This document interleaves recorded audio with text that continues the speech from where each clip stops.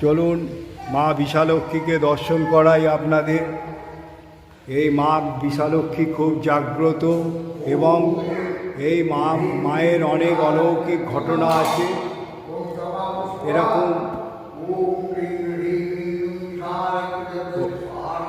মায়ের ওপরে যে চিত্র দিয়ে তুলে ধরেছে, মহাদেব তপস্যা করছে, দেখুন কি অপূর্ব মন্দির। মায়ের মূর্তি দেখুন, মায়ের কাছে এসে মুগ্ধ হয়ে যাবেন, মায়ের কাছে যা চাইবেন তাই পেয়ে যাবেন। খুব জাগ্রত এবং অনেক অলৌকিক ঘটনা আছে। এখানে নাকি বাঘও দেখতে পাওয়া গিয়েছিল, আমি শুনেছি। তারপর এও শুনেছি এখানে মা রাতের বেলায় হেঁটে চলে বেড়ায়। এই মা এবারে এখানে একটা শিবলিঙ্গ আছে।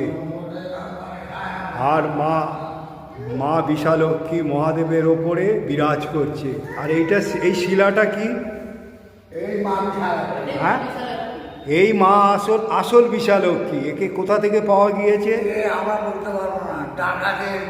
হ্যাঁ, ডাকাতকে দেখা দিয়েছিল। ও ডাকাত গয়লাবাদ থেকে যত গাই গরু চুরি করে নিয়ে পালিয়ে আসছে, ওরা উঠে পড়েছে। আর আমার বাড়িতে ছিল নদী, তখন এখানে খাদ কাটাই হয় না, বনে জঙ্গলে।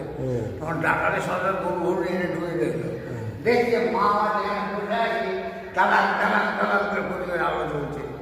তখন বলে মা আমি তো মূর্খ কারণ ডাকাত, তো আমি গরুগুলো সব উঠে পড়েছে আমাদের